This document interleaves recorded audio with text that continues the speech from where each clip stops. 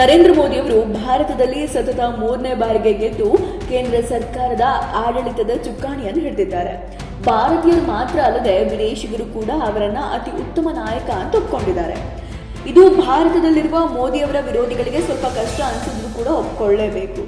ಈ ಹಿಂದೆ ಯಾವ ಪ್ರಧಾನಮಂತ್ರಿಗಳಿಗೂ ಸಿಗದ ಗೌರವ ವಿದೇಶಿ ಪ್ರಧಾನಮಂತ್ರಿಗಳಿಂದ ಮೋದಿಯವರ ರೂಪದಲ್ಲಿ ಭಾರತಕ್ಕೆ ಸಿಗ್ತಾ ಇದೆ ಅಂದ್ರೆ ಅದು ತಪ್ಪಾಗಲ್ಲ. ಇದನ್ನ ಕಂಡು ಭಾರತದ ಪುರಾತನ ಪಕ್ಷವಾದ ಕಾಂಗ್ರೆಸ್ನ ನಾಯಕರಿಗೆ ಅದೇನೋ ಒಂಥರ ದುಃಖ ಆಗ್ತಾ ಇದೆ. ಕಾಂಗ್ರೆಸ್ನವರು ನರೇಂದ್ರ ಮೋದಿ ಅವರು ಏನೇ ಮಾಡಿದ್ರು ಅದನ್ನ ಒಪ್ಪೋದಿಲ್ಲ. ಅವರು ಒಪ್ಪದೇ ಇರೋದಕ್ಕೆ ಒಂದು ಕಾರಣ ಕೂಡ ಇದೆ, ಯಾಕಂದ್ರೆ ಅವರು ವಿರೋಧ ಪಕ್ಷದವರು.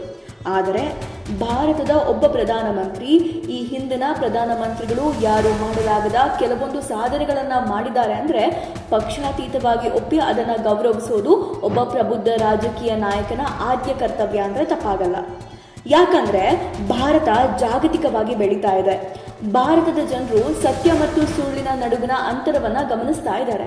ಈ ಹಿಂದೆ ಇದ್ದ ಕಾಂಗ್ರೆಸ್ ಸರ್ಕಾರದ ಪ್ರಧಾನಮಂತ್ರಿಗಳು ಮತ್ತು ಈಗಿರುವ ಪ್ರಧಾನಮಂತ್ರಿಗಳ ಕೆಲಸವನ್ನ ಅತಿ ಹೆಚ್ಚು ಹತ್ತಿರದಿಂದ ನೋಡಿದ್ದಾರೆ. ಹೀಗಾಗಿ ನರೇಂದ್ರ ಮೋದಿ ಭಾರತದ ಅತ್ಯುತ್ತಮ ನಾಯಕರಾಗಿ ಹೊರಹೊಮ್ಮಿದ್ದಾರೆ.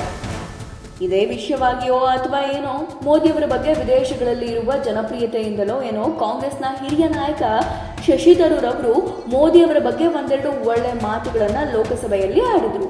ಇಷ್ಟಕ್ಕೆ ಎಐಸಿಸಿ ಅಧ್ಯಕ್ಷ ಸನ್ಮಾನ್ಯ ಮಲ್ಲಿಕಾರ್ಜುನ್ ಖರ್ಗೆ ಅವರು ಕಾಂಗ್ರೆಸ್ ಅಧ್ಯಕ್ಷನ ಕೆಲಸವಾದ ಕಿವಿ ಹಿಂಡೋದನ್ನ ಪರೋಕ್ಷವಾಗಿ ಮಾಡಿದ್ದಾರೆ. ಇದರ ಹಿನ್ನೆಲೆಯನ್ನು ನಾನು ನಿಮಗೆ ತಿಳಿಸ್ತೇನೆ ನೋಡಿ. ನಿಮಗೆಲ್ಲರಿಗೂ ತಿಳಿದಿರ್ಬೋದು, ಏಪ್ರಿಲ್ 22ನೇ ತಾರೀಕು ಭಾರತದ ಪಹಲ್ಗಾಮ್ ಅಲ್ಲಿ ಟೆರರಿಸ್ಟ್ ದಾಳಿ ಆಗುತ್ತೆ.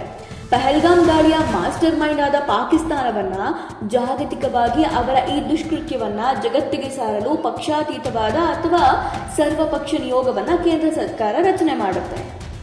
ಈ ನಿಯೋಗವನ್ನ ರಚನೆ ಮಾಡೋದಕ್ಕೂ ಮುಂಚೆ ಕೇಂದ್ರ ಸರ್ಕಾರ ಇತರ ಪಕ್ಷಗಳನ್ನ ನಿಯೋಗಕ್ಕೆ ಹೆಸರು ಕೊಡುವಂತೆ ಕೇಳ್ಕೊಂಡಿರುತ್ತೆ. ಆಗೋ ಏನೋ ಕೇಳಿದಾರಲ್ಲ, ಒಂದು ಹೆಸರು ಕೊಡೋಣ ಅನ್ನೋ ಒಂದೇ ಒಂದು ಕಾರಣದಿಂದ ಹಾಗೂ ಒಲ್ಲದ ಮನಸ್ಸಿನಿಂದ ಅವರಿಗೆ ಬೇಕಾದ ಬಿಜೆಪಿಗೆ ಬೇಡವಾದ ಹೆಸರುಗಳನ್ನ ನಾಮಕಾವಸ್ಥೆಗೆ ಕಾಂಗ್ರೆಸ್ ಕೊಟ್ಟಿತ್ತು. ಆದ್ರೆ ಬಿಜೆಪಿ ನಾಯಕರು ತಮಗೆ ಬೇಕಾದವರ ಹೆಸರನ್ನ ತಾವೇ ಆಯ್ಕೆ ಮಾಡ್ಕೊಳ್ತಾರೆ. ಆ ಮೂಲಕ ಆಯ್ಕೆ ಆದವರೇ ಶಶಿ ತರೂರ್. ಶಶಿ ತರೂರ್ ಅವರು ಕೂಡ ಈ ಆಯ್ಕೆಯನ್ನು ಒಪ್ಕೊಳ್ತಾರೆ. ಶಶಿ ತರೂರ್ ಅವರನ್ನ ಆಯ್ಕೆ ಮಾಡಿಕೊಳ್ಳಲು ಒಂದೇ ಕಾರಣ ನೋಡಿ, ಶಶಿ ತರೂರ್ ಅವರು ಉತ್ತಮ ವಾಗ್ಮಿ. ಅವರಿಗೆ ಅಂತಾರಾಷ್ಟ್ರೀಯ ಮಟ್ಟದಲ್ಲಿ ಹೇಗೆ ಮಾತಾಡಬೇಕು ಅನ್ನುವಂತಹ ಅಪಾರವಾದ ಜ್ಞಾನ ಇದೆ. ಹೀಗಾಗಿ ಬಿಜೆಪಿ ಅವರು ಶಶಿ ತರೂರ್ ಅವರನ್ನ ನೇರವಾಗಿ ಆಯ್ಕೆ ಮಾಡ್ಕೊಂಡಿರ್ತಾರೆ. ನಂತರ ಶಶಿ ತರೂರ್ ಅವರು ಆಯ್ಕೆ ಆಗಿದ್ದಾರೆ ಅನ್ನೋ ಸುದ್ದಿ ಕಾಂಗ್ರೆಸ್ಸಿಗರ ಕಿವಿಗೆ ಬಿದ್ದ ತಕ್ಷಣ ನಾವು ಶಶಿ ತರೂರ್ ಅವರ ಹೆಸರನ್ನ ನಿಯೋಗಕ್ಕೆ ಕೊಟ್ಟೇ ಇಲ್ಲ, ಅದು ಹೇಗೆ ಅವರ ಹೆಸರನ್ನ ಆಯ್ಕೆ ಮಾಡ್ಕೊಂಡಿದ್ದೀರಾ ಅಂತ ಬಿಜೆಪಿ ಅವರ ಮೇಲೆ ಮುಗಿಬಿದ್ದಿತು. ಇನ್ನು ಹೆಚ್ಚು ಹೇಳಿಕೆ ನೀಡಿದ್ರೆ ಜನಗಳ ದೃಷ್ಟಿಯಲ್ಲಿ ದೇಶದ್ರೋಹಿಗಳಾಗ್ಬಿಡ್ತೀವಿ, ವಿರೋಧಿಗಳಾಗ್ಬಿಡ್ತೀವಿ ಅಂತ ಅರ್ಥಕೊಂಡು ಕಾಂಗ್ರೆಸ್ ಅವರು ಸುಮ್ಮನಾಗಿದ್ರು. ನಂತರ ಶಶಿ ತರೂರ್ ಅವರ ನಿಯೋಗ ಹಲವಾರು ದೇಶಗಳಿಗೆ ಭೇಟಿ ನೀಡಿ ಪಾಕಿಸ್ತಾನದ ವಿರುದ್ಧ ಮತ್ತು ಅವರ ಉಗ್ರವಾದವನ್ನ ಜಗತ್ತಿಗೆ ತಿಳಿಸುವ ಕೆಲಸವನ್ನ ಮಾಡಿ ಭಾರತಕ್ಕೆ ಹಿಂದಿರುಗಿದ್ರು. ನಂತರ ಲೋಕಸಭೆಯಲ್ಲಿ ಶಶಿ ತರೂರ್ ಅವರು ಮೋದಿ ಅವರ ಬಗ್ಗೆ ಒಂದೆರಡು ಪ್ರಶಂಸನೀಯ ಮಾತುಗಳನ್ನ ಆಡಿದ್ರು. ಇಷ್ಟಕ್ಕೆ ಕುಪಿತರಾದ ಎಐಸಿಸಿ ಅಧ್ಯಕ್ಷ ಮಲ್ಲಿಕಾರ್ಜುನ್ ಖರ್ಗೆ 25ನೇ ತಾರೀಕು ನಡೆದ ಕಾಂಗ್ರೆಸ್ನ ಸಭೆಯಲ್ಲಿ ಹೆಸರನ್ನ ತೆಗೆದುಕೊಳ್ಳದೆ ಪರೋಕ್ಷವಾಗಿ ಶಶಿ ತರೂರ್ ಅವರಿಗೆ ಚಾಟಿ ಬೀಸಿದ್ದಾರೆ. ಮಲ್ಲಿಕಾರ್ಜುನ್ ಖರ್ಗೆ ಅವರು ಹೇಳಿದ ಪ್ರಕಾರ ಕೆಲವರಿಗೆ ದೇಶಕ್ಕಿಂತ ಮೋದಿಯೇ ಮೊದಲು ಎಂಬ ವಾಕ್ಯವನ್ನ ತರೂರ್ ಅವರ ಮೇಲೆ ಎಸೆದಿದ್ದಾರೆ. ಇಲ್ಲಿ ನಾವೆಲ್ಲ ಇದರ ಒಳ ಅರ್ಥವನ್ನ ಹಲವಾರು ರೀತಿಯಲ್ಲಿ ಅರ್ಥ ಮಾಡ್ಕೊಳ್ಬಹುದು. ನೀವು ಅಂದ್ರೆ ಶಶಿ ತರೂರ್ ವಿರೋಧ ಪಕ್ಷವಾದ ಕಾಂಗ್ರೆಸ್ನಲ್ಲಿದ್ದೀರಾ.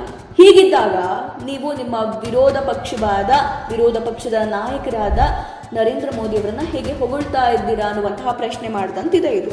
ಮತ್ತೊಂದು ರೀತಿಯಲ್ಲಿ ಶಶಿ ತರೂರ್ ಅವರ ಹೇಳಿಕೆ ಅಂದ್ರೆ ಮೋದಿಯನ್ನ ಹೊಗಳೋದು ಕಾಂಗ್ರೆಸ್ ಪಕ್ಷದ ಸಿದ್ಧಾಂತಕ್ಕೆ ವಿರೋಧವಾಗಿದೆ. ಹೀಗಾಗಿ ನಿಮಗೆ ಮೋದಿ ಮೊದಲು ನಂತರ ದೇಶ ಎಂಬ ಹೇಳಿಕೆಯನ್ನ ಖರ್ಗೆ ಅವರು ನೀಡಿದ್ದಾರೆ. ನಾವೆಲ್ಲರೂ ಇಲ್ಲಿ ಅರ್ಥ ಮಾಡ್ಕೊಳ್ಬೇಕು, ಪ್ರಬುದ್ಧವಾದ ರಾಜಕಾರಣಿ ಒಬ್ಬ ಪ್ರಧಾನಮಂತ್ರಿ ಮಾಡುವ ಕೆಲಸಗಳನ್ನ ವಿಮರ್ಶೆ ಮಾಡೋದ್ರಲ್ಲಿ ತಪ್ಪಿಲ್ಲ. ಅದನ್ನೇ ಶಶಿ ತರೂರ್ ಅವರು ಮಾಡಿದ್ದಾರೆ. ಆದ್ರೆ ಯಾವಾಗಲೂ ಮೋದಿಯನ್ನ ತೆಗಳುತ್ತಾ ಕಾಲಹರಣ ಮಾಡುತ್ತಿರುವ ನಾಯಕರು ಮೊಸರಲ್ಲಿ ಕಲ್ಲನ್ನ ಹುಡುಕುವ ಕೆಲವರಿಂದ ಇಂತಹ ಹೇಳಿಕೆಗಳು ಸಹಜ ಎನ್ನುತ್ತಿದ್ದಾರೆ ರಾಜಕೀಯ ವಿಮರ್ಶಕರು. ಮೋದಿ ಸರಿ ಇಲ್ಲ ಅಂದಿದ್ರೆ ಸತತವಾಗಿ 3ನೇ ಬಾರಿ ಅಧಿಕಾರದ ಚುಕ್ಕಾಣಿ ಹಿಡಿತಾ ಇರಲಿಲ್ಲ ಮತ್ತು ಅವರನ್ನ ರಾಷ್ಟ್ರದ ಜನ ಸಹ ಒಪ್ಕೊಳ್ತಾ ಇರಲಿಲ್ಲ. ಅದನ್ನ ನಾವಿಲ್ಲಿ ಗಮನಿಸಬೇಕು.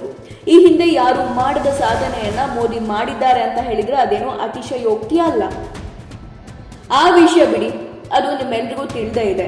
ಯಾವ ಸರ್ಕಾರದಿಂದಲೂ ಸಹ ರೈತರಿಗೆ ಹಣ ಸಿಕ್ಕಿರುವ ಉದಾಹರಣೆ ಇಲ್ಲ.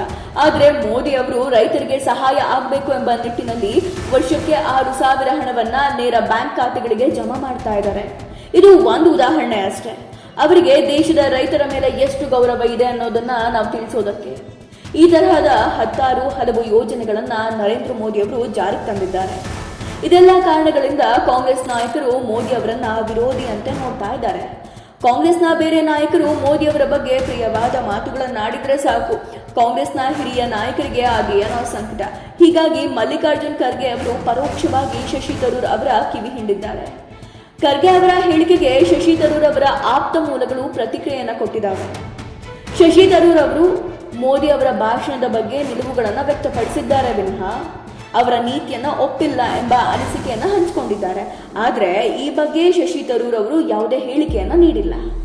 ಸದ್ಯ ರಾಷ್ಟ್ರ ರಾಜಕಾರಣದಲ್ಲಿ ಈ ಹೇಳಿಕೆ ಸಂಚಲನವನ್ನ ಮೂಡಿಸ್ತಾ ಇದೆ. ಇದು ಎಲ್ಲಿಗೆ ಹೋಗಿ ಮುಟ್ಟುತ್ತೋ ನಾವೆಲ್ಲರೂ ಕಾದು ನೋಡಬೇಕಾಗಿದೆ. ಇದಾಗಿತ್ತು ಈ ಹೊತ್ತಿನ ವಿಶೇಷ. ನೋಡ್ತಾ ಇರಿ ಇನ್ಸೈಡ್ ರಶ್ ನ್ಯೂಸ್.